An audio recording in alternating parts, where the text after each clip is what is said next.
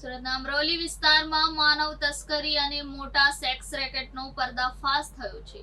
હિન્દુ ઓળખ ધારણ કરી સગીરાને દેહ વ્યાપારમાં ધકેલી હતી. પોલીસે 5ની ધરપકડ કરી છે. સુરત પોલીસે માનવ તસ્કરીના રેકેટનો પર્દાફાશ કર્યો છે. આ રેકેટમાં તપાસમાં બહાર આવ્યું કે વિધર્મીઓ દ્વારા હિન્દુ ઓળખ ધરીને સગીરાને ફસાવવામાં આવી હતી. તેમણે બ્યુટી પાર્લરમાં કામ કરતી સગીરાને ફસાવી તેનું અપહરણ કર્યું હતું, જે બાદ તેને રાજસ્થાન લઈ જઈ વેશ્યાવૃત્તિમાં ધકેલી દેવામાં આવી હતી. ઉપરોક્ત મામલે પોલીસે 5 આરોપીઓને દબોચી લીધા છે અને ઝીણવટભરી તપાસ હાથ ધરવામાં આવી છે. સુરતના અમરોલીમાં દેહ વ્યાપાર, માનવ તસ્કરી અને મોટા સેક્સ રેકેટનો પર્દાફાશ કરવામાં પોલીસને સફળતા મળી હતી. જે અંગે પ્રાપ્ત વિગતો અનુસાર મોનીરા ખાતુન અને મોહિમા મુલ્લાએ હિન્દુ ઓળખ ધારણ કરીને બ્યુટી પાર્લરમાં કામ કરતી સગીરાને ફસાવી હતી. તેમણે બ્યુટી પાર્લરમાં કામ કરતી સગીરાનું અપહરણ કરી તેને રાજસ્થાનમાં વેશ્યાવૃત્તિમાં ધકેલી દીધી હતી.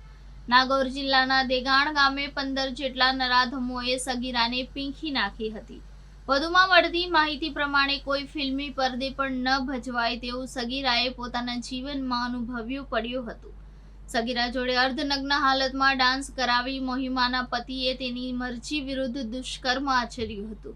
સગીરાએ તેની આપવીતી પોલીસને જણાવતા અધિકારીઓ પણ ચોંકી ઉઠ્યા હતા અને આ મામલે ધડાધડ કાર્યવાહી હાથ ધરવામાં આવી છે.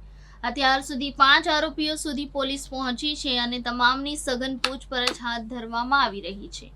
આ ચોંકાવનારી ઘટના સામે આવતા જ શહેરભરમાં ચર્ચાનો વિષય બન્યો છે.